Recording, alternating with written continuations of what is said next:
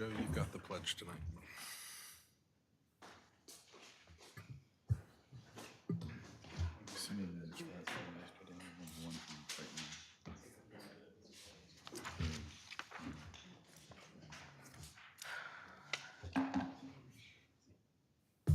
And good evening. Welcome to the Mayor and City Council Workshop for the month of November in the city of Taneytown. I'm going to ask Mayor Pro Tem Vigliotti to lead us in the pledge this evening. I pledge allegiance to the flag of the United States of America and to the republic for which it stands, one nation, under God, indivisible, with liberty and justice for all.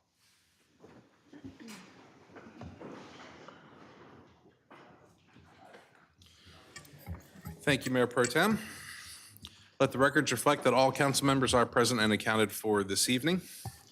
Before we begin review of the minutes, I do wish to read the record of the closed meeting we held last Wednesday.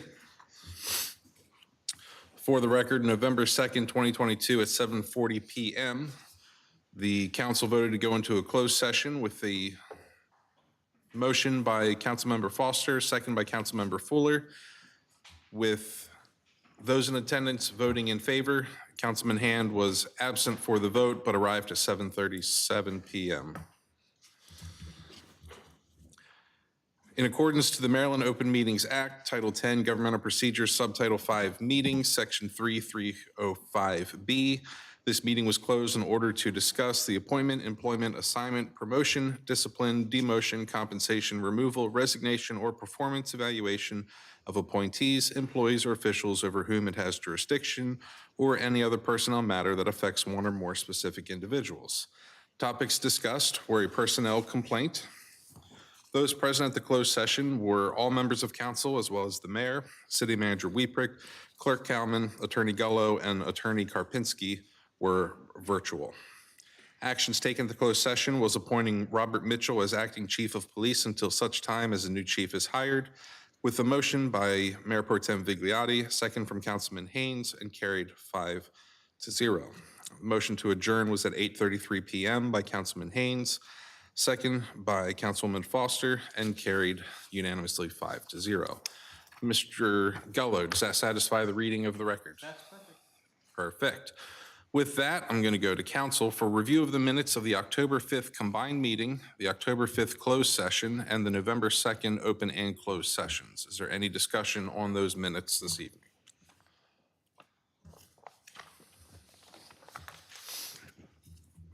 All right, hearing no discussion, those will be up for your approval on Monday evening.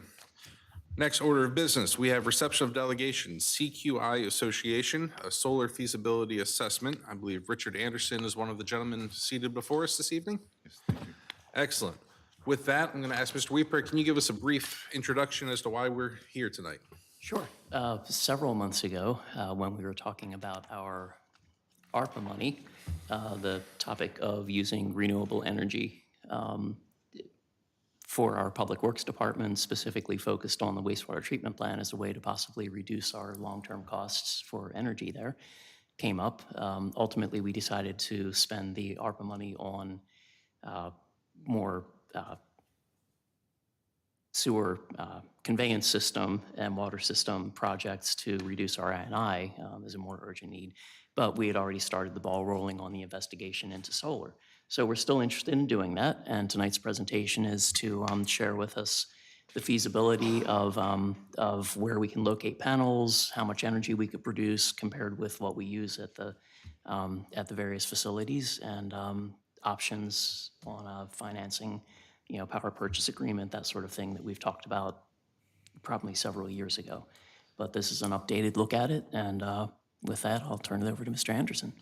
Mr. Anderson, please proceed. Well, thank you. First, I'd like to thank you all we've been your consultant in energy and energy procurement for close to 14 years. We appreciate this assignment. The goal of this assignment was to do a broad-based assessment of all your facilities to determine which ones they provided the opportunity for development of solar projects. And we went a little bit beyond where we would traditionally be just at looking at buildings and looked at what the holistic approach would be to bring solar overall for your needs. Just to give you some background, there's two ways to construct solar that you all need to look at. One is what we call net account meters. These are behind the meter. So basically, this building has a meter outside. We would build solar that would be on this side of the meter that would help offset the energy for the building. So that's what would traditionally be maybe at your home. So it's called behind the meter solar or net meter. The other thing that is possible, particularly for you all, is something called aggregate net metering. This would be the ability to build a solar site somewhere else in the BGE service area that would be financed by a third-party provider. And then the solar that's generated there would be significant enough to potentially offset all of your accounts in your service area. And therefore, what they would actually do is take each bill and allocate to the bill a deduct on the solar production. So aggregate net metering has been around for a number of years. You all, as a government entity, can take advantage of this. Commercial businesses can't take advantage of this. And multiple municipalities and counties have begun to really use this as a much broader way of bringing solar into the portfolio. And we'll talk a little bit more about where that is. There are multiple ways to finance solar. One is you can just do a straight cash outlay from capital improvement funds, but traditionally government agencies use something called a power purchase agreement. A power purchase agreement says that you would actually enter into a contract with a third-party provider, usually a major solar developer, contractor. They would own, operate, finance, permit, build, construct, maintain a solar system, and that your only obligation would be to pay for per unit cost per kilowatt hour the generated energy. The one thing about a power purchase agreement, they're typically long-term, so they'd be over 20 years. So that's a big stumbling block that some people have. But the reason you do a power purchase agreement is the third-party provider can take advantage of all of the federal investment tax credits that are there today. Under the new legislation that was passed under the Inflation Act, that tax credit went from 22% to 30%. It was going to end at the end of this year. It now ends in 2030. And there's also additional incentives for Buy America and using prevailing wage that increases that percentage. So what the third-party provider can do is take advantage of those tax credits, take advantage of that in the in their tax-based market, and provide that back to you in a lower cost per unit. So that's why a power purchase agreement is there. You all cannot qualify for the federal investment tax credit being a government agency. And therefore, that is really the preferred methodology for doing any kind of solar, either on-site through behind the meter or this other concept of aggregate net meter. Any questions on that at this moment? I mean, you can finance it, but you really don't get the full advantage of moving forward with that. In this third-party thing, the third-party provider finances, owns, operates the system. The financer is eligible for all the federal investment tax credits that I just discussed, along with an accelerated depreciation rate. When their rate is charged back to you, it's lower than the traditional rate. And just for a moment, remember this 8.5 cents per kilowatt hour. That would be what is right now in the market, what a traditional power purchase agreement would be if we're going to build the system at the wastewater plant or if we were going to do an aggregate metering system. Want to be real clear as a starting point. You're currently in an electricity contract at a rate of 6,390. Everybody see that in that first column under 2023. Mm-hmm. In comparison where this market is today, that is an extremely favorable rate, and it goes until the midpoint of 2025. It's been really advantageous to have signed in 2019 this 5-year contract. Right now, the market rate that you would have to pay for a renewal contract is 10,0460. And it looks like the next six years, the market's going to hold up at this high point. So we anticipate when you do a renewal contract in 2025, that we're going to have a significant price increase at the 10,460, maybe 9.5, but this is best what we're seeing. So this is a short-term, you're doing very well, but long-term, by the year 2025 in your budget, you're going to see almost a 50 to 60% increase in your electricity rate and cost across the board. Everybody and the reason is the war, our extraordinary exports of natural gas overseas to support Europe, inflation, and supply curtailment. So all of these are the reasons why the market, since February of this year, has basically tripled in price. When we're looking at what is the measurement for solar, it basically says, what is the bundled rate that you're paying? It's that 969. And ultimately, at a bundled rate, if you don't do anything with your electricity contract, or if you do a new electricity contract in 25, your bundled rate will be 1383, and we'll come back to what that means. Does everybody understand this situation? And even if we don't do solar, as your energy procurement provider, I just want to kind of continue to alert you. We're alerting every customer that we're seeing these significant increases over the next 6 years. So this is something that and solar is going to help us a great deal. Remember what I just said, the power purchase rate is 8.5 cents. So that's kind of where we're at there. And that 8.5 cents is compared to the bundled rate, correct? Yeah, Okay, that's thank an you. all-in number. So it's pretty close to that, Mayor. There's a few other a few other utility delivery charges that are there, but they're significantly lower. Okay. So our first assignment was to go out to the wastewater treatment plant, look at a behind-the-meter system.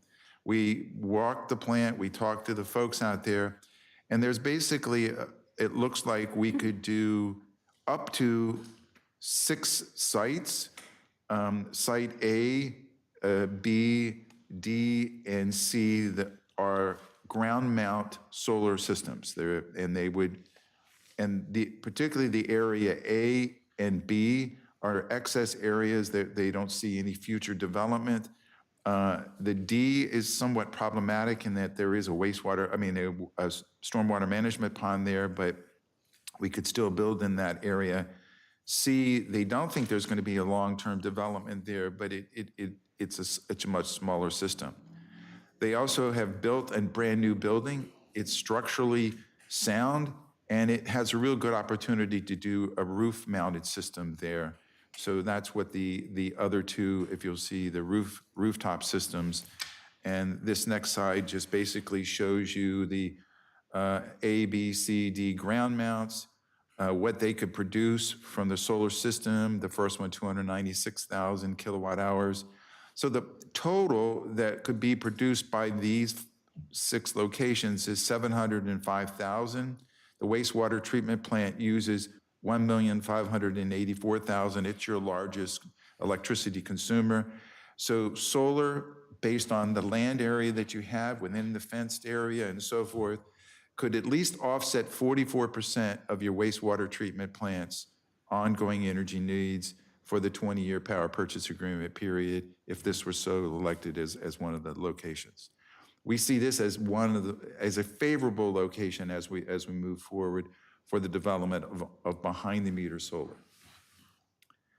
The second location that everyone wanted us to look at was at Memorial Park. The one issue at Memorial Park is there's only a few buildings there that consume energy. They only consume 83,569 kilowatt hours. What we looked at is what would the maximum area that we could build solar? So in the parking lot, we could build canopy solar parking. And then behind those residents and in front of the tennis courts, we could do 2 ground mount systems. A total of 1,101,730 kilowatt hour systems between all of them. When we really started to talk to the Parks Department, when you really look at it, They felt as though the two ground mount systems may prohibit future development. Another issue that we always find that's problematic is when you start building solar immediately behind a residential home, that creates some issues. The parking canopies are good options. People love to park under parking canopy solar, and that might be the best viable option there. And it would be about 228,000. But remember, we are going to be producing more here than we have facilities. So we would do some kind of combination of trying to meet the needs of the facilities, the 83,000, and then look at the option to maybe do something else with that additional difference between the 118,000. The other option that we initially looked at, and it looked somewhat favorable, was to build canopy parking on the parking lot behind the police headquarters, as shown in this diagram over those two parking areas. It would basically allow for 50% of the annual use to be offset by these two parking canopies. People, everywhere we've had parking canopies built, people love to park their cars under them. It provides all kinds of benefits. But as we went through the process and got staff review, we found out that there's a potential to build an addition, as shown in that on the view on the right-hand side, and that addition basically would pretty much prohibit the ability to put those parking canopies there. The back area where is a truck turnaround, a stormwater management pond, an impoundment fence area. So really there's no ability to build solar there. So we've pretty much pulled the police department idea off the table in our overall recommendations, as we'll follow in a few minutes. But at least I wanted you to be aware that we had looked at this. And if the police headquarters isn't expanded, then maybe the option is there, but I think we have a better solution for you to consider as we move forward. So what we did then was we kind of totaled up where things are. And let me talk about this aggregate net metering option. What you can do is not here in town, maybe just outside of town, maybe on a farm that's there. I think you've started to see some farms between here and Westminster that are being developed with solar fields. Those solar fields are basically aggregate net metering solar fields that somebody else is building and exporting the power back into the utility and then crediting back to the city accounts. You have 64 accounts, and we think there's an opportunity to partially allocate solar from this off-site farm to some of those 64 in one of these, or all of them in the third option that we're going to show you. Does everybody understand this idea of this exporting?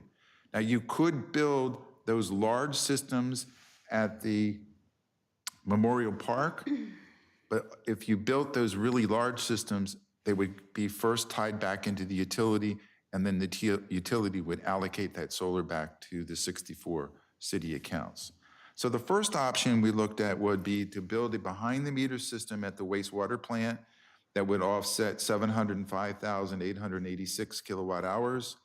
And at Memorial Park, basically build that really big system with all of that you saw that would produce 1,900,000 kilowatt hours and allocate that to about a third of your other accounts. So all of your other large accounts, to include the police headquarters, this building, all of the others would be allocated through that system, and it would entail building that ground mount, the stuff behind the house, then the canopy. And that option in the first years doesn't pay back real well because you're a favorable rate, but by the third year, there's a significant savings of $78,000, and over a 20-year power purchase agreement, there would be a savings of $1,306,000. So there is an economic benefit to doing this solar overall. With the wastewater, you can see by both the offset of the $390,422. And when you do on-site solar, so that when we do on-site solar, you do not pay that same proportionate energy use for delivery. So you're basically 2.5 cents of your delivery costs at wastewater do not have to be paid to the utility. So that's why that additional savings is there of the $15,200 a year. Did everybody follow that? I hope you did. The second option would be to build the wastewater treatment plant site, fully developed to 705,000, and build a much larger system off-site that would be able to produce the balance of the solar at 284,713. Your annual consumption of all of your accounts, including wastewater, is 3,320,000. So basically, we would be able to have the entire city's energy produced by an off-site solar system and partially by an on-site system at the wastewater treatment plant. The net savings, having to pay the difference between the 10 cents bundled rate and the 8.5 cent bundled rate, would be $2,188,000.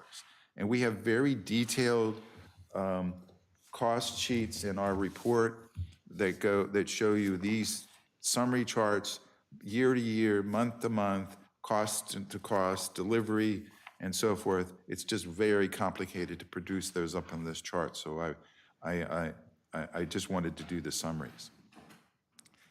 The last option is forget about doing wastewater, police, anything at Memorial Park, and issue a request for proposal for all of the city's needs in a net aggregate metering proposal, having a third-party vendor build that system somewhere in Maryland and allocate that energy back to the system and offset the entire 3,390,000 kilowatt hours. Its savings is $1,880,300 in this scenario. Now, we think this option here, the one that we see, the CQI preferred option, is the one that we're recommending for your consideration, and that is to go ahead and build as much as you can at wastewater first. That makes sense for the plant. It may not be the whole system there, but at least it would be the two larger ground mounts and the rooftop system that's there, and then do a request for proposal for third-party vendors who would build an off-site system for the balance of the city's needs in this 20-year power purchase agreement. And you can see this combined total of savings is $288,530, with a large contribution of that being the offset of not having to pay any delivery costs to the utility, because we're not buying any power from the utility for the system that we have for the solar at the site. The all-in option that I just expressed to you, just to give you more information, would be 64 accounts. The annual consumption is 3,390,000. What the city would need to do is to issue a request for proposal. You would get multiple vendors to provide proposals to you. You would need an evaluation committee, go through that whole selection process, because this is a large procurement. It's complex. You want to make sure you're comfortable with the long-term relationship of 20 years. In 20 years, we're not all going to be here, so we want to make sure our predecessors have the good comfort that we did the best due diligence in this. So that's an important thing. The current bundled rate is $969. The future bundled rate, as I showed you before on that first chart, would be $1383. We're looking at a comparative bundled rate of 8.5 to 9 cents. And that rate would be the rate the first year with a 2% escalator. We've calculated that into the savings, but what you're basically doing is locking in an electricity contract for 20 years at long-term budget stability, well below market rates today, and I would say in the foreseeable future. Just one last piece of this, and I hope you all know this. The legislature passed a Climate Solutions Act, Now Act 22 in April. That act basically says that all Maryland businesses and governments have to reduce their greenhouse gas emissions by 60% by 2031, and that is measured against your 2006 baseline, not 2016, 2006. And the state hopes to be at net zero by 2045. The legislation will, have multiple steps in here. Large buildings of 35,000, you're going to have to start reporting where you are in 2025. They're going to want broader electrification, and at some point, if you don't do what they are asking, they're going to start charging you a carbon offset fee, and it could be as high as $51. And it could actually, for the city, and we've kind of preliminary figured out where you are, it'd be a fee of about $150,000. If you did the wastewater treatment plant, you would offset your carbon emissions by half of what you already are using. If you did the offset for the aggregate net metering, you might be at net zero, but carbon neutral by the time that system were fully developed, possibly by 2025, 2026. So there is a double benefit in trying to look at the option for solar, even partial solar at the wastewater, if that's all you wanted to do, would give you the largest benefit of that. To do other projects in heating, air conditioning, lighting, they're just going to be little pieces to get to that 3,000 megaton reduction that you're going to need by the beginning of the program. So for your consideration, I think you need to think about whether construction of a solar system is financially viable and economically benefit to the city. If you feel that way, then there are multiple options. You should select the option that we presented, or we can come back and talk to you about these options in more detail to determine which one will provide the longest economic benefit on a long-term basis. And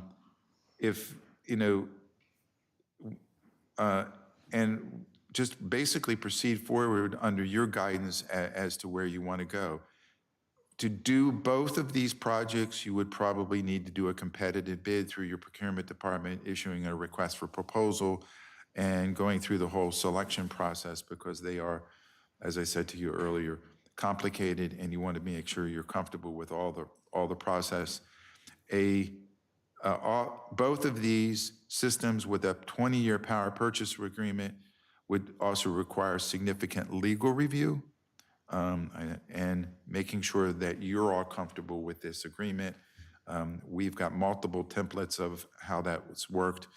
We have 14 projects that have already gone through this process.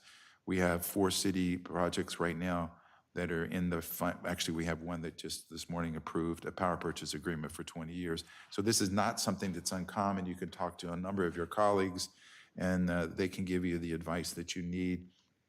And we would be guiding you through the power purchase agreement review as needed. I think that kind of summarizes where I hope to be with this, but please, I'm open for questions at this moment. All right, members of council, do you have any questions after that presentation? I guess I have a general question, and if you don't have a specific answer to this, that's okay. Do you have any sense of the rapidity at which the solar photovoltaic technology improves over time? For example, if we were to enter into some kind of agreement and a certain batch of panels was installed, at what rate would those be obsolescent? The panels themselves are all the manufacturer warranties are now 20 years. So they would fall into that 20-year power purchase agreement. Some are even coming out to be guaranteed for 25 years. So the panels themselves are pretty resilient. Yes, you'll have 1 or 2 that break. But in a power purchase agreement, all the responsibility for maintenance, care, replacement, and so forth is not yours. It's all it's borne by the provider. The inverters, which convert the DC power from the cell to AC power, it's a big box that sits there. They're 10 years. They tend to be the thing that wears out. In the power purchase agreement, The provider has to continue to upgrade them throughout the performance period. So about every 10 years, they would come in and actually change them out. It's not yours, but that's the weak link into the overall solar program right at this point. Now, solar cell production per kilowatt improves at about 10% per 6 months. But, there's a point when if they come in and say, we can produce a solar system that produces 3,390,000, which is what you need based on this cell, then you're kind of good to go with it. The other thing that we insist, if you have us involved in the power purchase agreement, is the provider must provide a 90% performance guarantee over the 20 years. And that basically says, if we're counting on you to produce, we want you to produce. If you don't produce, you have to pay us back a check because we're gonna have to buy that power some other way. And so we'll be buying that power at 10 cents and we were trying to pay you at 9. You have to make up the difference in that. So but solar providers constantly maintain their systems because they want it to perform at the 90-95% level because that's how they make their money. Remember, they make only money from you based on what they sell you back as produced solar. Okay, now they make money based off of that investment tax credit right off the first of the year. Half of their investment is written off by the federal government in tax credits and depreciation and basically the new law. So that's one of the advantages. That advantage comes to you also in a lower rate. So that's really, I hope that I've answered your question as best I can at this Oh, point. absolutely. Thank you very much. Yeah. And one more question, if I might. Yeah. You'd referenced earlier the issues with the supply of fuel, natural gas, et cetera. So talking about this with the 20-year rate that we locked in, I mean, there is the potential that the rate that we are locked into could exceed what we might otherwise be paying based on the supply of energy and based on the energy market, correct? Yes, it's always a possibility. Okay.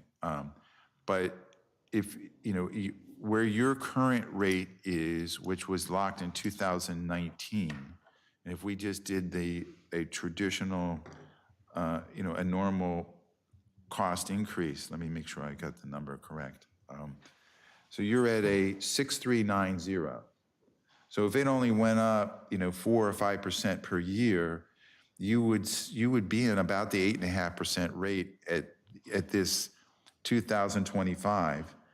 The projections that we have, the detailed projections that we have here, is we're escalating this supply rate at 2% every 2 years, and it still gives us the positive payback. So,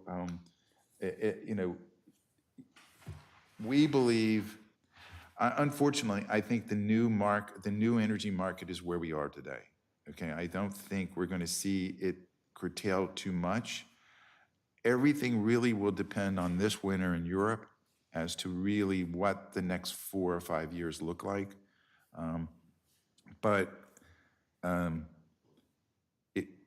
In the normal market, I would say that your renewal at 2025 would still be about 8.5 cents, without all this that has happened.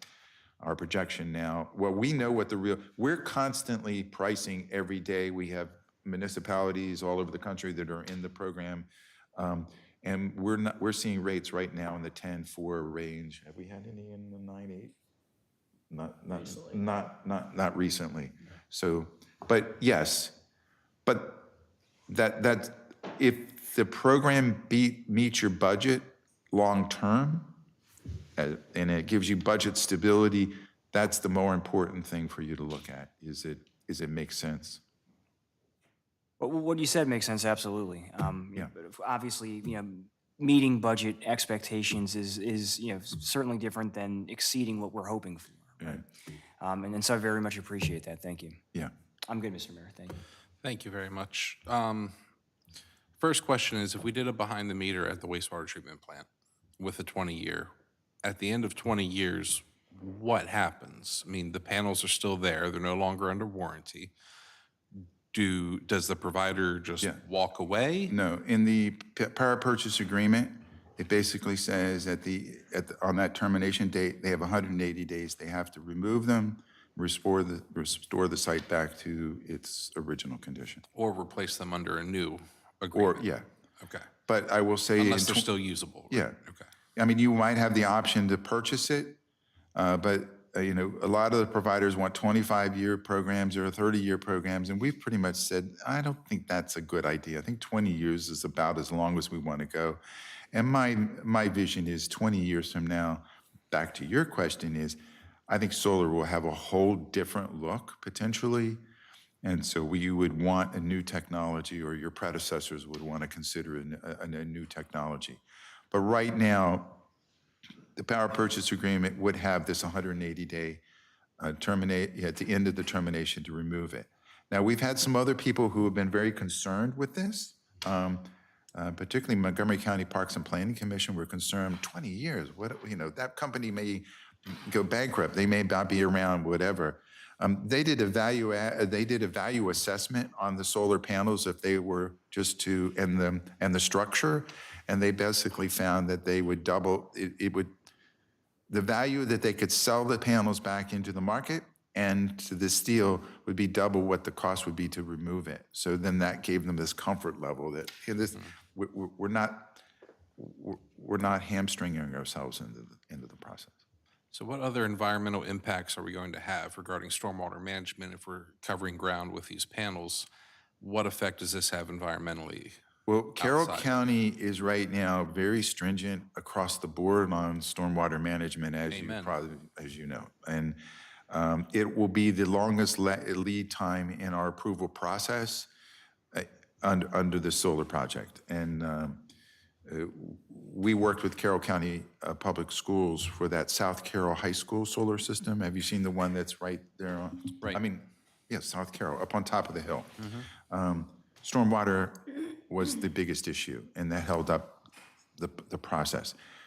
At the wastewater plant, with that large retention pond that's there, and with the way the ground is sloping, I don't think it'll be a significant problem. The biggest issue that everybody says is the ground under the solar considered an impervious surface or not. Right. And Carroll County has now come back and has now agreed that it's not, that it's a porous surface. They are requiring some other things to be done. But I think and we're also far enough back from the stream that's just on the other side where the old plant used to be, that I think it's going to be the only major environmental concern. We're out of the floodplain, we're out of all of the other setbacks, Right. and just realizing that Carroll County will put us through our ringer in the stormwater. Well, of course. Yeah. There's no possible leaching of metals, chemicals, anything like that from these systems? No. Okay. Not that we've been aware of. The oldest system that we've worked with is now 14 years old. I mean, solar is still fairly new. It is, right. Yeah, so it's a new technology. And we've seen no issues like that. I mean, really the only issue is every once in a while a panel will crack for whatever reason. Inverters do go down, but there hasn't yet been some negative environmental issue that we've been aware of Okay. or made aware of. And we're pretty in touch with it all around the country. Okay. I mean, you do canopy parking, the only other issue that comes up with canopy parking is the fire departments, will come back in and really want to know how to fight the fire with the canopy and the car underneath. And Right. we've built a whole protocol on how to do that. Our first canopy parking project where we did that was at T. Rowe Price headquarters. Have you seen the canopy parking on their parking garage? Actually, we did a whole new program on firefighting with the Baltimore County Fire Department, so it's there. And there's an emergency button that the fire department will require to be located even at the wastewater plant, where they can come and just hit it and the whole system goes down. So that's the second group. So So talking about the canopy at the park, that sort of idea, how does liability work? Being that it's on city property over vehicles that are parked there, what liability is it? Is it all in the city then? If something happens and structurally it fails, it falls, whatever that is, or is that on the provider whose panels there are? I know we're getting into some legal weeds, but that's kind of a, We just went through this for, we're building, we have a major operation in Decatur, Illinois, all throughout Illinois. And for the city of Decatur, we're putting a canopy parking on their big parking lot in front of their civic center. And it was a concern. We were able to go to a shared liability issue between the provider, both are covering insurance, and it seemed to legally work out where everybody was, agreeable to it. And I could give you and your attorney more details on the exact language that's there. And it seemed to have, it was the one major concern, and it seems to have been able to, we've been able to work our way through that. understood. Okay, but Mayor, you're right. The canopy, the structure, the canopy is owned by a third party. Right. They have to, they're insured on that whole thing. If it falls onto the vehicle, it's their problem. If a fire occurs below in the car, then that issue could be the owner of the car, the city. So, there's language that needs to be Of course, right, constructed out, yes. right. Where it's different at a T. Rowe Price, where they own the whole thing. You know what I mean? That, Right. yeah, I understand. okay. But it's and just to stress with you, the devil's in the detail of the power purchase agreement.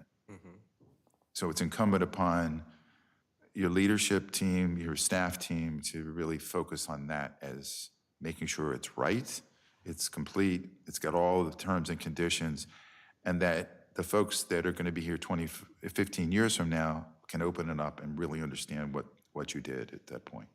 So, and we, Any other questions from council? Did staff have anything else? Sure, just clarification if you would. You talked early on about the various incentives that will benefit the third-party provider to construct the facility and be able to bring that in at a lower price than we could, not being eligible for those. But you also talked about the upfront cost and a competitive bidding process. So with the power purchase agreement, wouldn't the builder be footing the bill for constructing the system so they get those tax credits and everything? oh, yes. So would the I think I city might have confused you. The request for proposal was on the city to issue a request proposal to ask for vendors to submit proposals to you. They would then be responsible after selection and signing the power purchase agreement to do everything, to develop it, finance it, permit it, all those various phases. Once it's fully operational, they would do all the maintenance, maintain the system all the way throughout the 20-year period, do the preventive maintenance, all the things that they would need, and then be responsible for the removal of the system at the end of the day. So that, that. The big benefit of the solar right now may be also the greenhouse gas emissions reduction that you might be mandated to at some point in the future. Your wastewater treatment plant's going to fall into in the initial category of one of the first facilities that you're going to have to start reporting on. So, Right. Okay. So when it comes to an off-site solar farm, whatever, that we do an agreement with, what are the restrictions on its location? Does it have to be within the same service area that Yes. we are? Yes. Okay, so it can't be on a BGE, it would have to be on a Potomac Edison? Yes. It would be, Yeah. okay. Yeah, it would be Potomac Edison. We've gone back to Potomac Edison. They're permitting them now. They weren't for a while. And so, it's an option, it's something that we would have to, make sure they're comfortable with again, but yes. Now, with that system, it's totally off-site. You have no liability. Right, Your only liability with that off-site system is to pay for the generated energy. Right. and make sure that the utility company is crediting every month the solar production on your bills. The South Carroll High School system is actually an aggregate net meter system. It's not a behind-the-meter system. It couldn't be connected easily to the high school because the fire department and the parks department was in the middle of their athletic fields. So that solar is being generated, brought down and put onto the power poles at the road, and then being reallocated back to South Carroll and to Century High School. I couldn't remember that name for a second. So it's done regularly that way. Understood. Thank you all very, very much. It's always a pleasure working with you all. Thank you. Appreciate your time, and we'll discuss as a council and see what we come back with, okay? Okay, thank you. And I'm willing to come back at any time and have further discussions with you. I have a feeling we'll take you up on that. Thank you.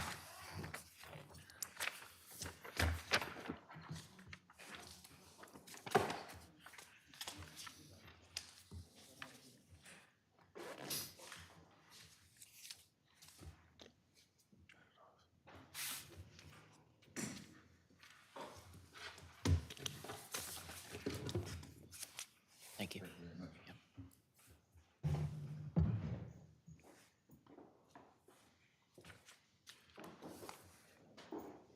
All right.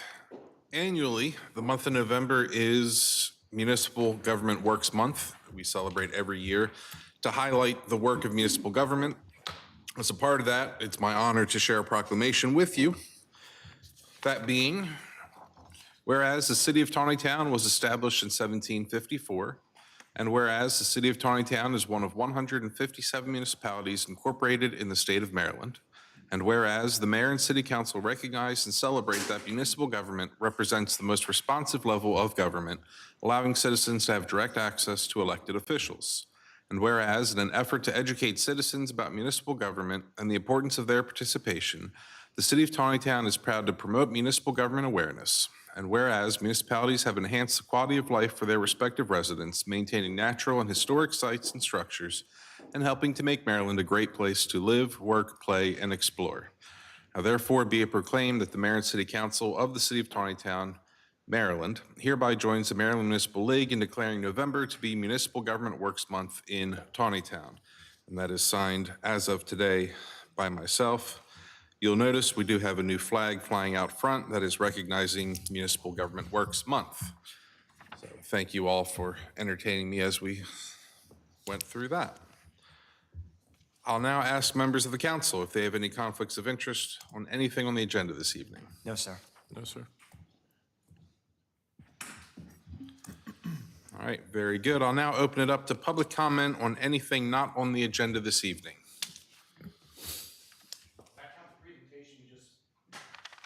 That was on the agenda. That was on it. Yeah. Anyone with non-agenda items?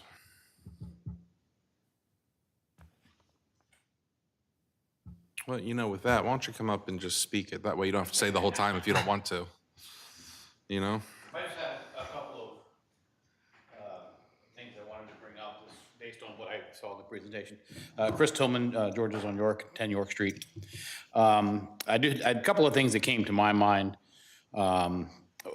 during the presentation that you know, I know, I'm hoping you all are thinking about all of these things, but the one thing that really came to my mind is that there was no discussion about canopies in the lot over here at Riffles Lane. You know, why would we not consider that lot as a place to have them? And I'm wondering if you're putting the canopies over a paved lot, does that resolve some of the stormwater management issues because you're already putting it over an impervious surface that one assumes has all the correct stormwater management. You know, certainly I'm glad to see that they don't recommend the panels in the park. I think when you go putting a bunch of solar panels in the park, it no longer becomes a park. The other thing that I will bring up, which doesn't really have to do with this presentation, but I know that there has been a lot of chatter in the last 2 days about a big solar farm at Brown Road. And that's, you know, I know Joe has brought up many times about that impact area of a mile out of the city. And has the county been in touch with the city, and has there been any discussion about the impact of of that development on city business and city life. So with that, I'll, thank you. I appreciate that. Thank you very much. Anyone else on non-agenda items? Okay. We shall move into Ordinance 08-2022, amendments to the ethics ordinance. I believe I'm going to go to Mr. Gullo to kind of guide us through these. So we talked about this last month. The ordinance has not changed. It was submitted after you introduced it last month to the State Ethics Commission. The counsel for the State Ethics Commission reviewed it and said, yeah, he agrees that we have met all the muster on it, and has submitted it to the State Ethics Commission for their approval, and they meet this month, I think the 19th or something this month. And so it's unlikely they're going to have anything but an approval, and so if that happens, then we will adopt it in December. Okay, but there were no additional changes since we saw it last month? No. Correct. All right, questions from the council regarding that? Okay, with that, we'll remove it from the agenda for Monday evening since there's no action required, and we'll see it again next month. For introduction, we have Ordinance 09-2022, Amendment to Restricted General Business District. This is being sent to us from the Planning Commission with their thoughts. Mr. Wieprick, do you want to guide us through what they've sent to us here? Certainly. As soon as I find the right one. Okay.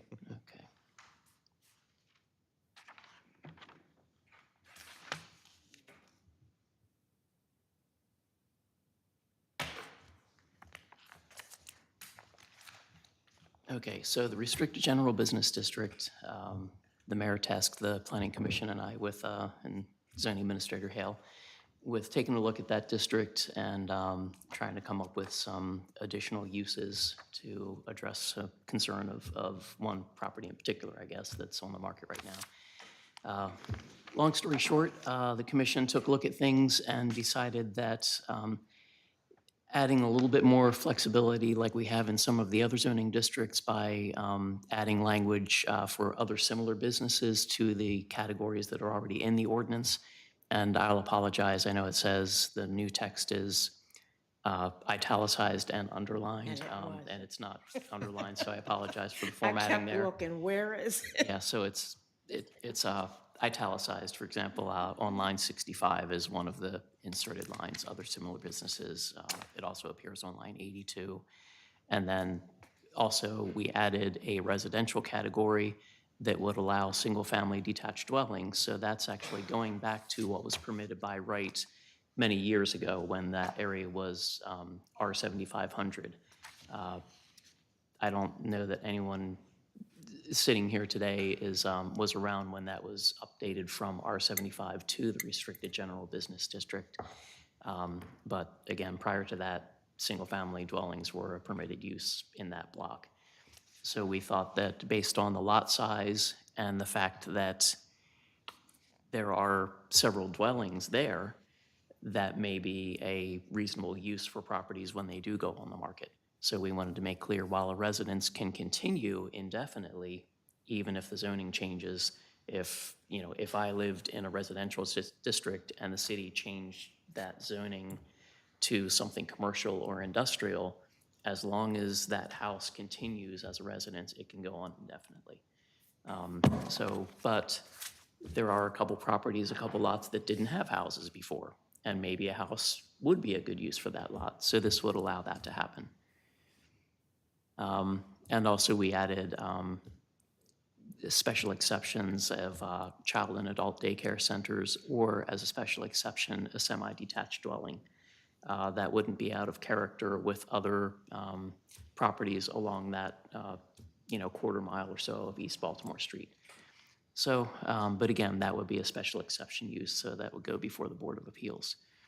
So those were the commission's suggestions on broadening what you can do in that district a little bit. The language that's in there is a little bit constraining in that it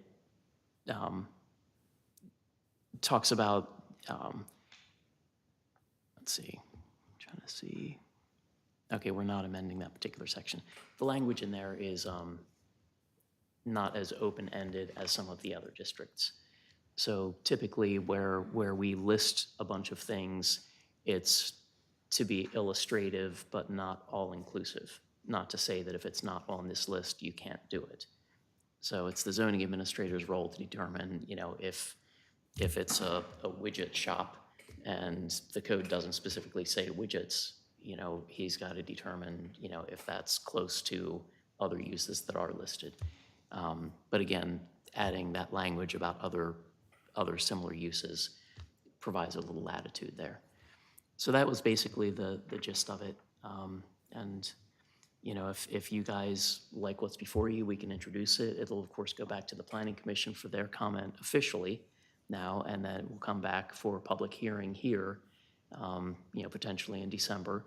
And we'll, hear from the public who didn't, who hasn't commented at the Planning Commission level already, or maybe the same people. So that's if you like the idea that's before you. Was there any discussion with Planning Commission regarding the building size and a special exception process for larger than 5,000 square feet? So a variance would be possible currently. The Board of Zoning Appeals can hear a variance request for setbacks and bulk size, things like that. There wasn't a lot of discussion about it. 5,000 square feet that's listed in there now is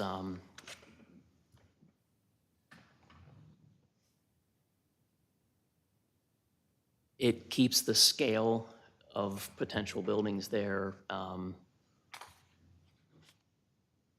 compatible with the other properties that are, with the other buildings that are on that lot. So I think part of the intent of that district initially was to not have it be, a high-intensity, large-scale use adjacent to other dwellings. And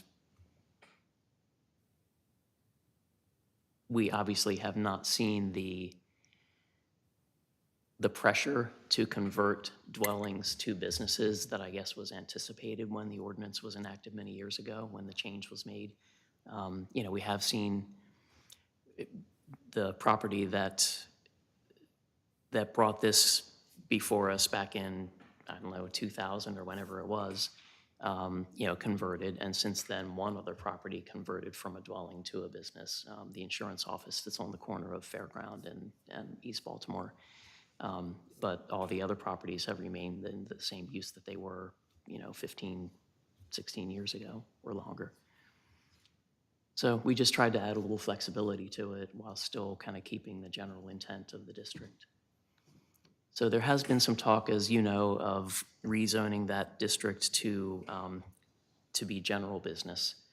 And, again, that if that's the area where you want to see the next convenience store, gas station, or drive-through, food service, then general business is an appropriate district for that. But if that's not the best place in the city for that, probably not something to really be entertaining right now. All right, members of council. Just a very brief question, and it may just be a typographical error, but between lines 56 and 58, I see I listed twice. And I don't know whether that's because something is going to go in there or whether it really is just a simple typographical error. I believe that's a typo. Okay. All right, other questions of the non-grammatical type? How do we feel? I mean, I'm kind of looking for responses altogether. I think it's a step in the right direction. Okay. I'm in agreement. I think if we can make that area more flexible, okay. I think if the area can become a little more flexible in what we can permit there, I think it's going to end up being a better use for residents and for businesses. But not general use. Not general business. Okay. Correct, it's Not not. like fast foods and gas stations. Right. So a step in the right direction. Do you have a recommendation for a second step?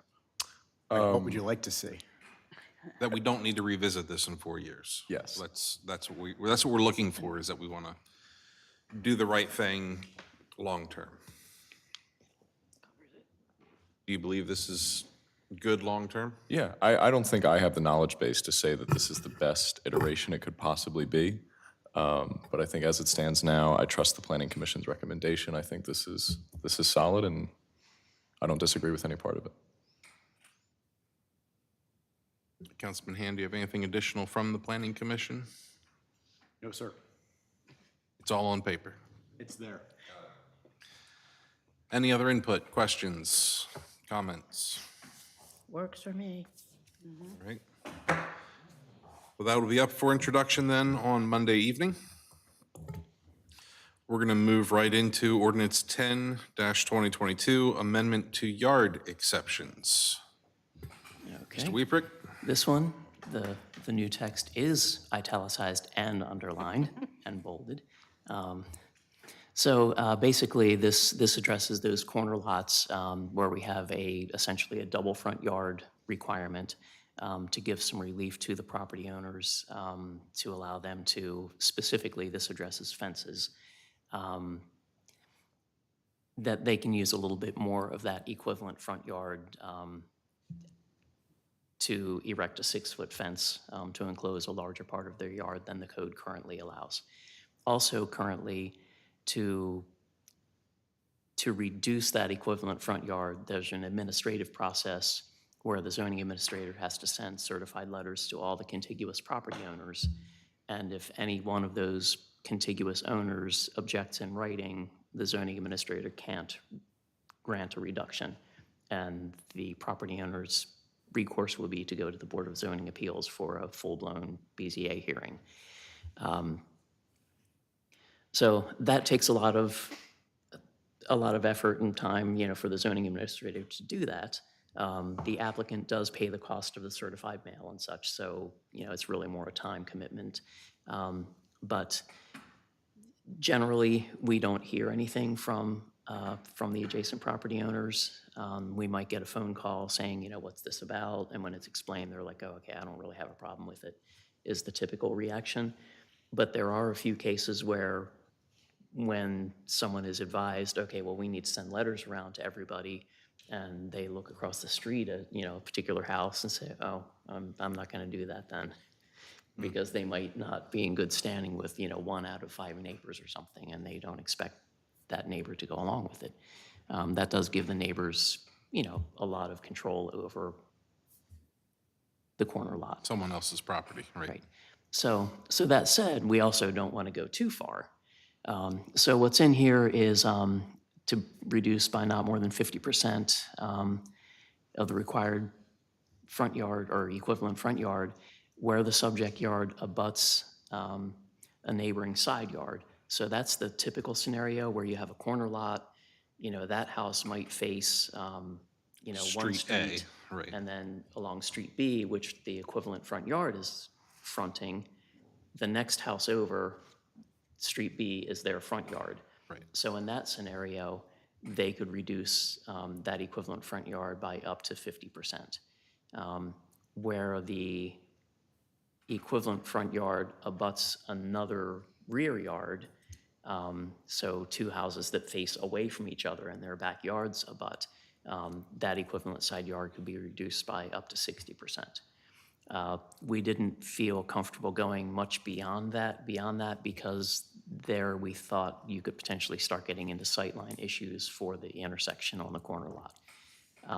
So the zoning administrator met members of the Planning Commission in the field at a corner lot and kind of marked out several spaces in the yard so that they could walk around, and this was arranged with property owner in advance that they were fine with people trampling around his side yard.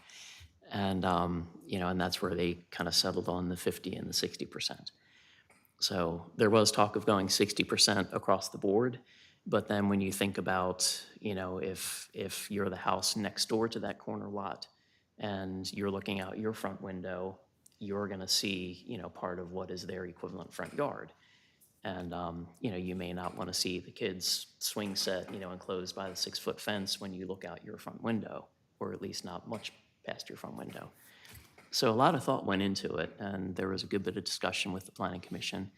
And ultimately, we decided that, for that reason, as far as, the equivalent front yard is next door in a lot of cases to someone else's front yard, that we didn't want to deviate from the current process for accessory buildings. So the changes really just apply to giving somebody more of their yard to erect a 6-foot tall fence rather than a 4-foot fence. So a 4-foot, they could take all the way out to their property line. 4-foot, they can take all the way out to the sidewalk. Maybe not advisable, but if somebody wanted to do that, we would issue the fence could. permit But the max they can do is 6 foot in a residential in a district. residential district. Okay. Correct.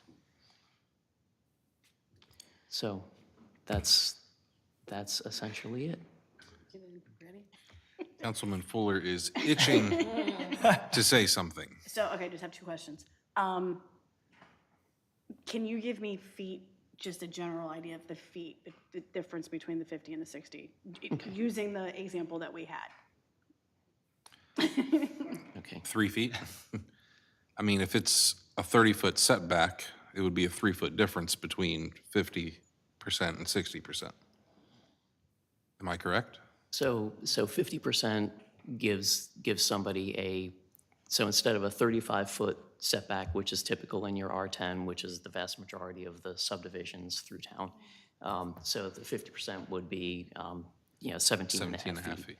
So So it would be it would be 14 feet. 21.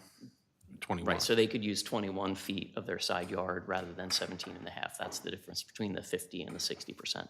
And I guess not to harp on it more, it just seems like it would be simpler to keep it across the board 60. And the only reason I say that is because when you have that scenario, and I'm assuming when you moved in, you knew that your side yard was somebody's backyard.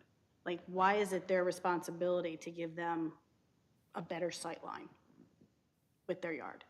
Because couldn't they just as easily plant a big old tree that would also create a sightline thing? And then they don't have to ask anybody about that. They could do a whole bunch of, cypress trees, or, I'm curious, I like to keep things simple. I don't want to make it harder than it has to be and add more verbiage than we need. So, I mean, that You're not wrong, but that people, certainly is an option, but To keep what I want. entries, they want to put up a pretty fence. Well, and I don't blame them. They want a because white privacy They fence want that no one privacy, can, it's right. their yard. They should be allowed to Well- have privacy, and Right. and again, I go back to, And I think there certainly is, some aesthetic consideration involved. I know we don't technically regulate aesthetics, but we are talking about, the view out somebody's front window. And if we generally say you can't put a 6-foot-high fence in your front yard, and, I'm looking out my front window and my neighbor who has the corner lot, whose backyard abuts my front yard, if I can't put a 6-foot privacy fence out in front of my house, why does my neighbor get to? well, and So again, I would go because it's so it's not kind of their a front balancing yard. act. And The reason for the 60 versus 50, right. I mean, that few feet just doesn't is- seem like it really would make that much difference, That's- considering you're not changing any of the buildings. You're not putting a shed over that Right, far. right. It's just the fence. and in that situation, it's, you have 2 rear yards abutting each other, and you're going to have the ability for there to be, if both houses, that's a scenario where you only run into where there's a very small block, that houses rear yards on corner lots would abut each other. So in that scenario, there's the ability to go a little bit closer to the road, but also to have some, I guess, consistency, where it's not going to be, I don't know quite how to sum this up. I guess both houses then have the ability to push that, the extra few feet. Whereas with the other scenario, the house next door to the corner lot is very limited. I mean, my concern is more just about the sight lines from the road and from driveways. Well, and it's that's why I less, asked right. about the I mean, feet, because it that's, seems to me 14 feet is Yeah. plenty. You can almost pull out backwards and still have sightlining to the street. In the typical subdivision that's built to our specs, with our street widths and stop bar placement and everything like that, the 60% potentially puts a fence right about at the equivalent of the stop bar and the stop sign placement at the intersection. If you start going much beyond that, now you're projecting out beyond where a car is going to stop at the stop sign and look to their right or left, to see if there's oncoming traffic.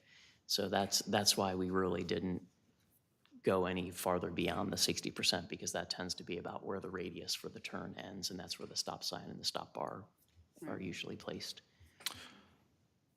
So why not just make it all 50%? That's what I can't quite figure out. That was going to be my default. If we wanted to be as simple as possible, I would say rather than default to 60, I'd default to 50. Right. Because from walking the area, imagining, let's say I had a front porch with a rocker, granted, as a homeowner, if I face this way and there's a backyard that way, of course I would have known what I was getting into, but until a fence goes up, you don't really realize, oh my gosh. Right. It's like all of a sudden you have a vibe of a city rather than Well, and I know, a suburban area. And I So guess it just comes down to people having power over what you do with your yard. I just like to step away from that. Again, they could still plant a whole row of cypress trees, and would they then have the right to say, well, I don't like those trees, they block my view of your backyard? If they did, they would go to civil court over that. I mean, the city wouldn't get involved, but I mean, it's I just, We'll to me, talk. it's a fine line. the door for more neighbor disputes that the city gets dragged into. That's why I'm just saying. Right. If we We'll just talk set offline one about that. standard, be like, that's what it is. If you want your privacy in your backyard, here it is. This is it. And I don't want to take away more than Yeah. we and have to. Please keep in mind that this portion of the yard exception text in the code is a relatively modern addition to the code. It was intended to provide some relief short of going to the Board of Zoning Appeals for something that was considered not a huge change to the property. That, what's the overall intent of the Board of Zoning Appeals? To give people an opportunity to comment and have a public process before something is decided. Right. That's why we hold the hearings, that's why we post the signs, that's why we send the notices out to everybody. So, but that is expensive to go through that whole process. And, if I'm gonna spend, $1,000 on my fence materials and I've gotta spend 60% of that to go before, the Board of Zoning Appeals, that I may or may not get my variance granted because I'm creating a hardship myself, I don't know what my chances are there. So this was seen as giving people a little opportunity for some relief. But largely, it's, more of an administrative burden than I think is necessary on the zoning administrator. When folks do learn about that yard exception, and we tell them about it, that, well, I can't issue that, but here's what, because you're a corner lot, yada, yada, but here's what we can do, that we can give you some relief. And it's time consuming, and then it delays the issue of the fence permit by a couple weeks also because there's a waiting period. And we'd like to get away from that. So along with those certified letters, is the property posted as well? Not for the yard exception, Not for the yard exception? right? We just notify the contiguous property owners and wait to see if anybody has any questions or comments. Where did the 15-day number come from? I'm sorry, the 15? The 15-day to respond. Oh, I think that was just considered a reasonable time to get people, let people open their mail, Right. reach out to the city office, and then put something in writing if they, had a problem with it. 3 years ago, I would have thought that was a reasonable time, but things take longer now, so I'm just kind of, should it be 30? Of course, now people have to wait a month to put up a fence, and I'm just, Now, and that's just for the buildings, right? That's That- just for right. sheds and stuff, right? Right, We're that- taking that off the table as far as the fences go. Right, the sheds would be still subject to the existing process, yeah. Okay. I think we should make it all 50%. It would be simpler. Yeah, but the wrong way. You get an extra 7 feet. It's better than what they have now. Yeah, I mean, by 20%. Extra 7 feet. Go ahead and plant your bushes elsewhere.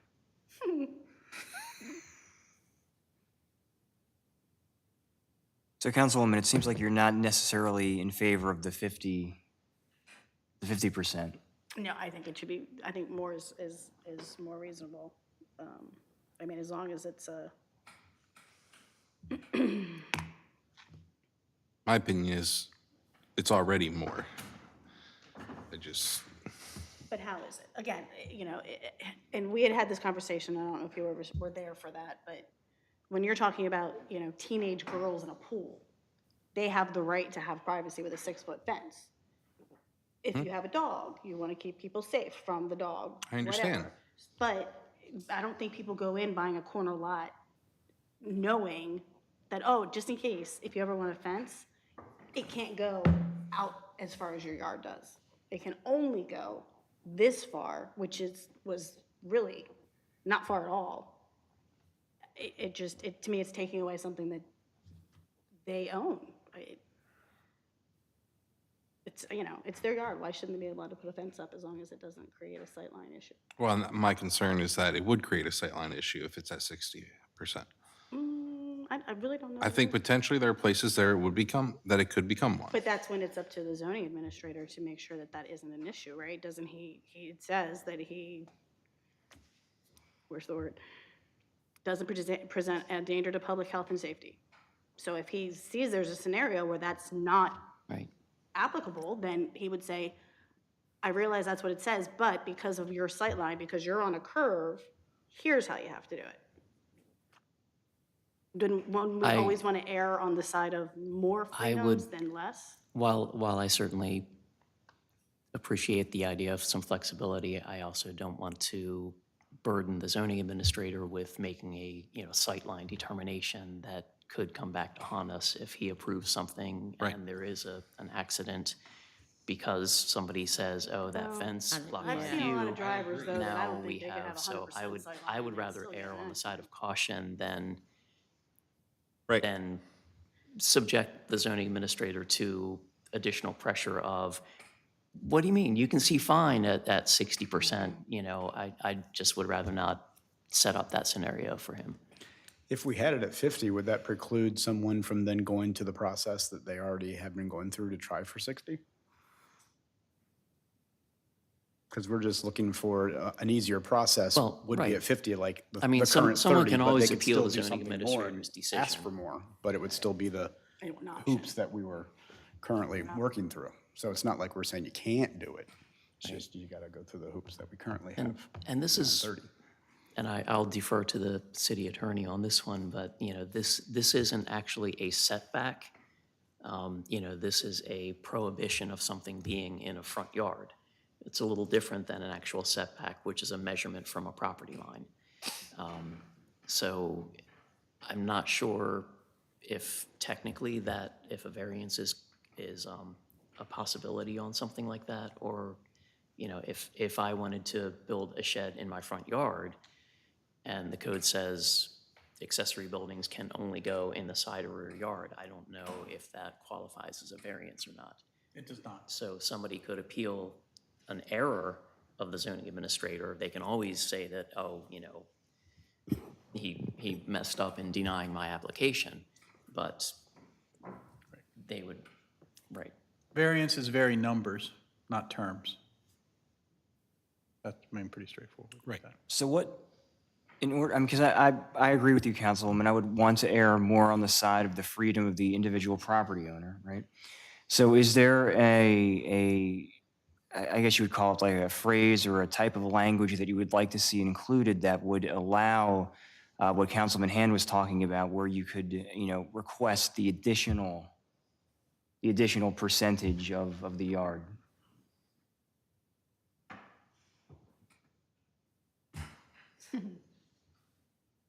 And you don't have to, not tonight, it doesn't have to be I know, tonight, and but that's it. I'd like to get it done sooner than later, too, so.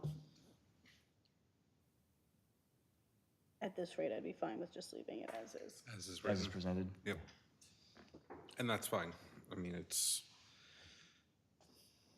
it makes sense the way that it's written. I understand how it is. It just takes one extra level of, but that's Right, so. what we have a zoning administrator for, and maps. Yes, and we have, you know, we have the technology available now that we didn't, 20 years ago. Now the zoning administrator can just, go on Google Earth or on the city's GIS or the county's GIS and look at that property and say, oh, okay, you're abutting a rear yard and not somebody else's side yard. You can do it without hopping in the truck and going to visit the site or hoping the tax map is right and looking up the parcel information and then trying to open the tax map, which they have, they are not always the most reliable as far as like where they send the little red dot when you try to view them online. So, but we have the ability now to, to go on our own GIS system and see, bird's eye view of that property. So, the zoning administrator has that ability now that we didn't have years ago. It's just a couple mouse clicks and you're there. So, Further discussion from council? All right. Well, if we're satisfied with that, we'll introduce Monday evening. Also, Monday evening, I'll be looking for adoption of Resolution 2022-14, the water allocation for the month of November. Mayor Pro Tem Vigliotti. The math checks out, sir. Perfect, thank you. Comments, questions from anyone else on the water allocations? It has struck me that that would be the final time I request of you the math on the water allocations. We'll have to assign that duty to another member of council. That's right. Joe, I've been doing the math ever since you found that error. All right, starting in December. How many years ago was that? It's been a couple of years, hasn't it? Mr. Haynes, Councilman Haynes, start bringing your abacus. Will do. Comically, I believe he actually does have an abacus. That's. I use a C in spell. All right. Mr. Weepick, do you have a city manager report for us this evening? sure do. The first item on there, we already talked about with the equivalent front yards in the restricted general business district. One of the other code revisions we've been discussing recently has been that for the urban mix district that's on our comprehensive plan that we never adopted district regulations for. The primary property that's on the map in that land use category has recently sold. The fact that that was on the market was kind of our kick in the pants to try to get this moving. So we have been in touch with the new owners. They have a number of different ideas for the property. Currently, the zoning stands at restricted industrial. That doesn't really allow them to do what they would like to do.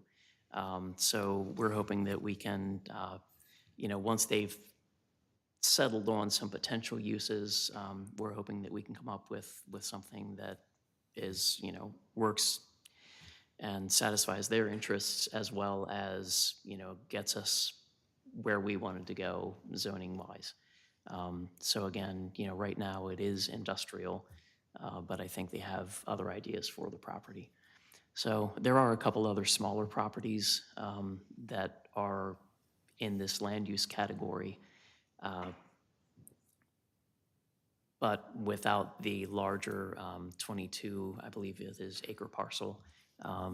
It may not really make sense to adopt something that would just focus on the two properties.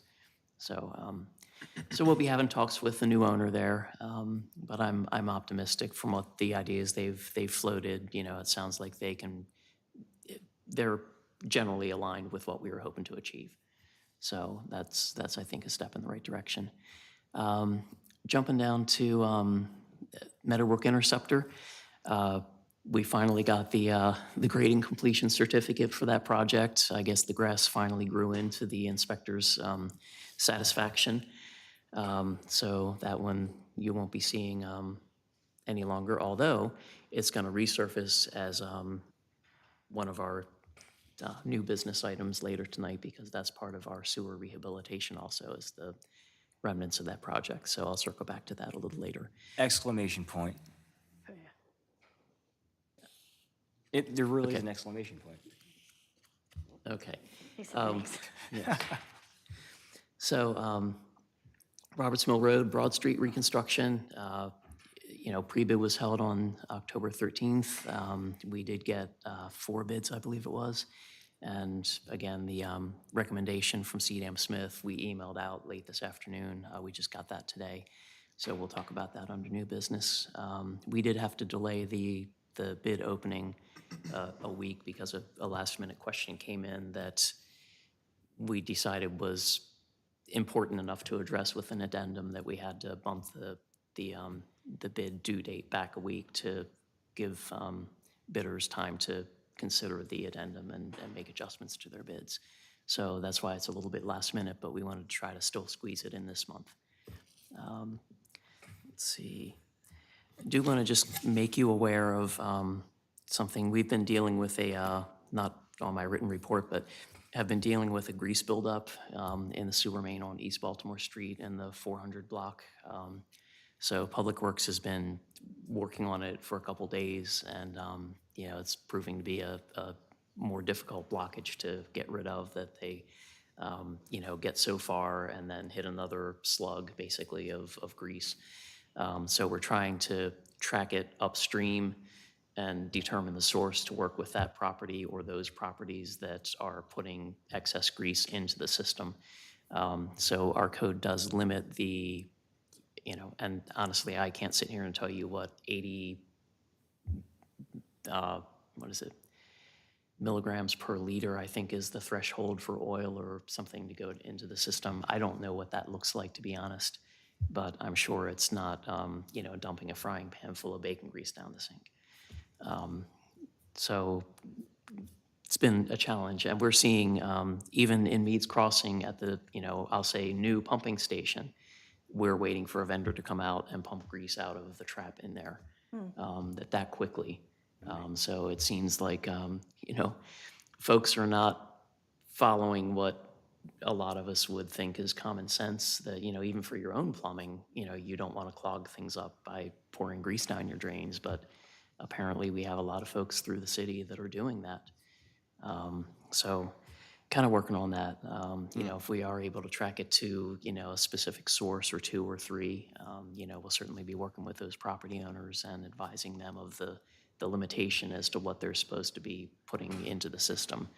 Spaghetti sauce jars. So, yeah. So just wanted to call that to your attention in case you do hear anything, from the community about the backups. We've had some challenges out there. And the last thing I just wanted to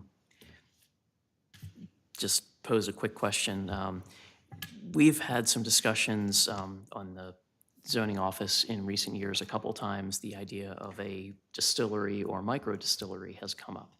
Our code speaks to microbreweries and brew pubs as a special exception in downtown business, which is also then allowed in the general business district. But our code is silent on distilleries. So the question has come up again. So just wanted to kind of get your response on whether that's something that we should be entertaining. I think we were several years late to the party on microbreweries.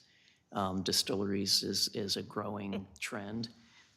So, if that's something we think we would like to see in the city, we may want to tweak the code and, probably just add that language to the same section that talks about microbreweries and brew pubs. Absolutely. Yeah. Agreed. So I didn't think there would be a problem getting consensus.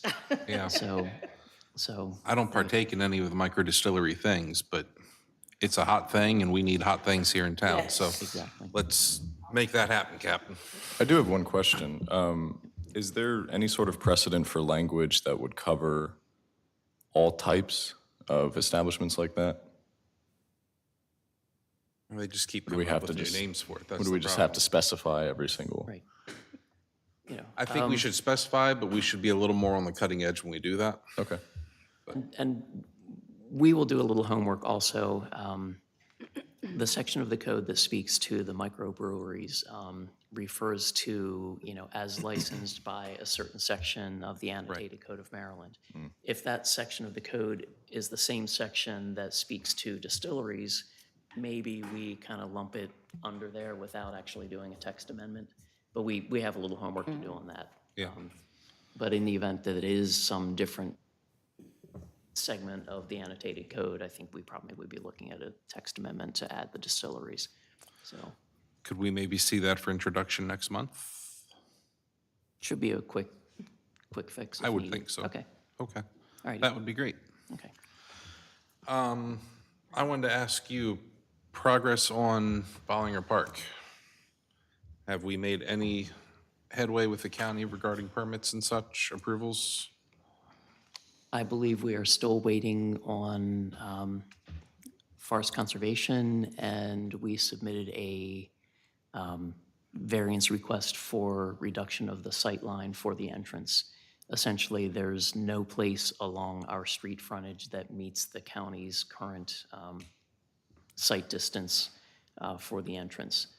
So the CDM Smith did not realize that they were going by an outdated specification in the county manual that had been updated. So the county now requires that the sight distance be adequate for a higher than posted speed on the street. So Fringer Road, I believe, is 35 miles an hour, so the sightline distance is supposed to be adequate for like a 40-mile-an-hour street. And I suppose that's realistic, recognizing that a lot of folks do, you know, travel higher than the posted speed limit. But it was something CDM Smith was not aware of until the comment came back from the County Roads Department. So we did complete the application for, you know, reduced sightline, and we're waiting to hear back on that. Okay. Questions for the city manager on his report or the departmental reports?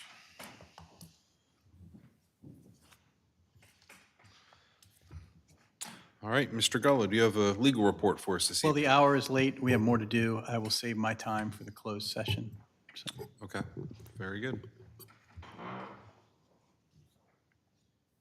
Moving into our new business this evening, we'll have a monthly financial report up for your approval on Monday. Are there any questions or concerns regarding that this evening? All right, I'll ask the same of the accounts payables. Everyone feel okey-dokey?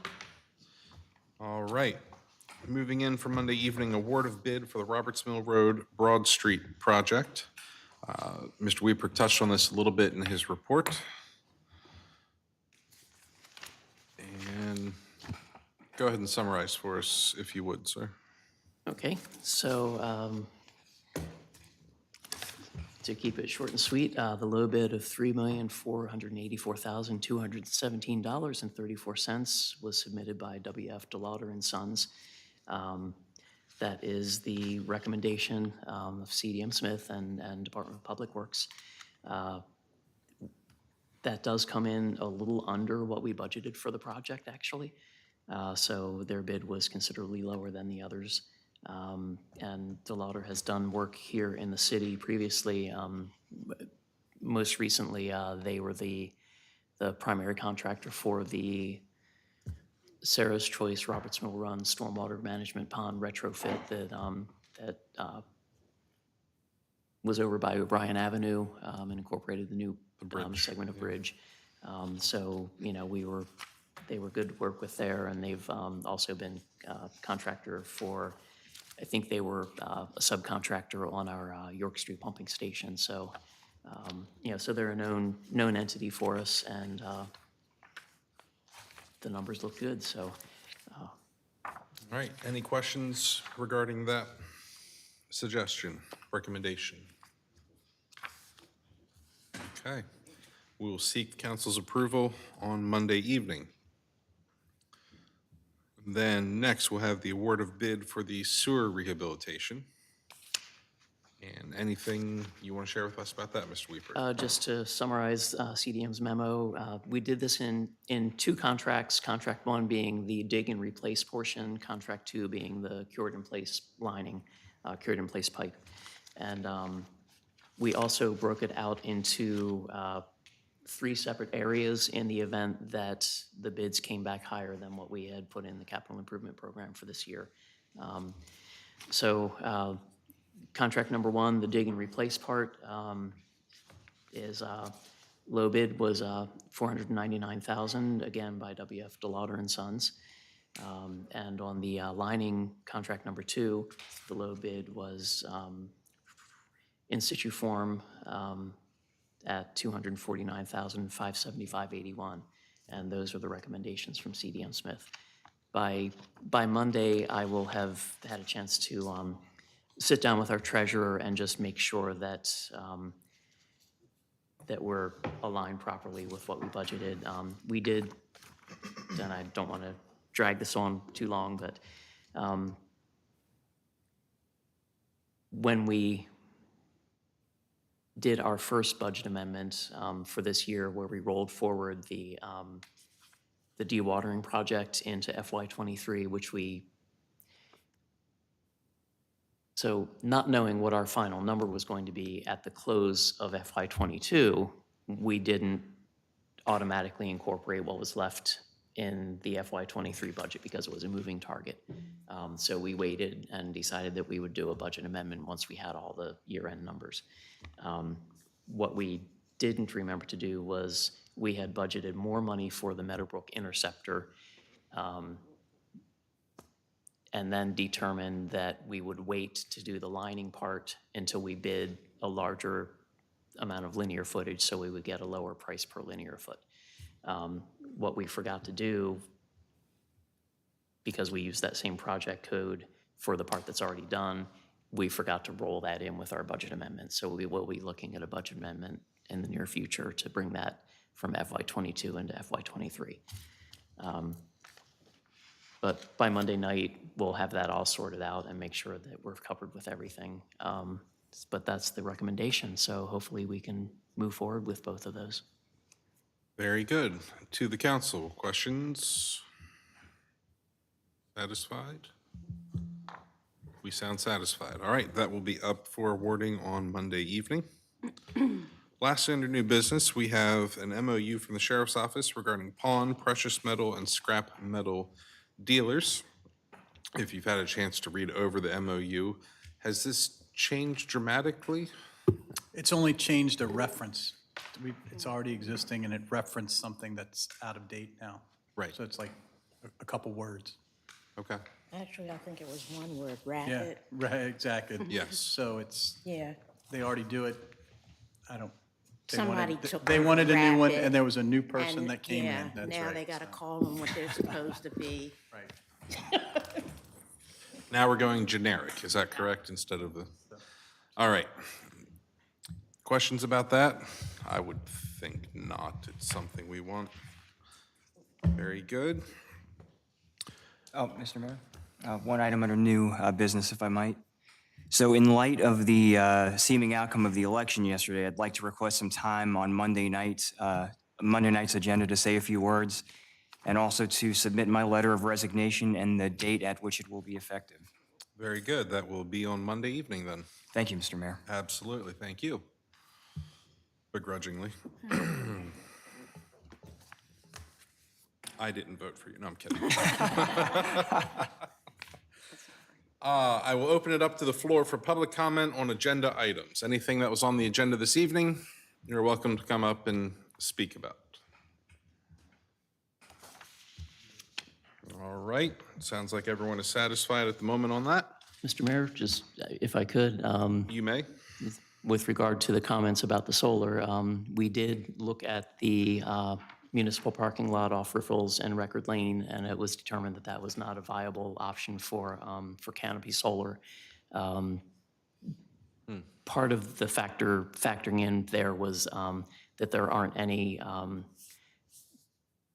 city buildings that use much energy at that site.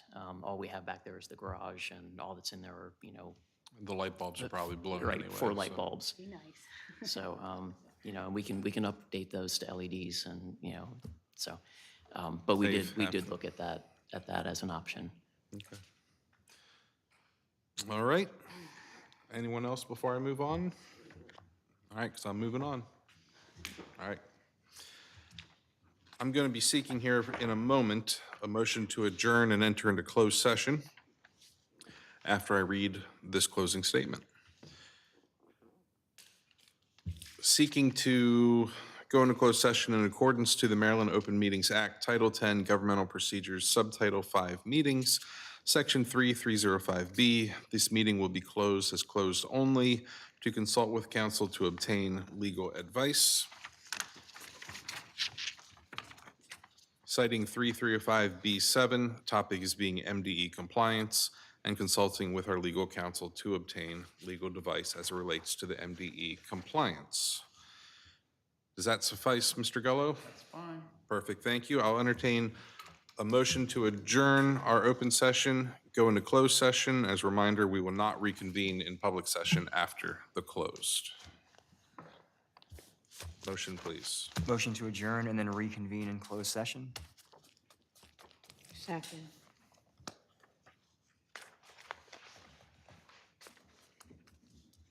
All in favor of adjourning the public session, going into closed session, signify by saying aye. Aye. Anyone opposed, say nay. We are unanimous. We are adjourned, and we'll reconvene in 9 minutes. Thank you all.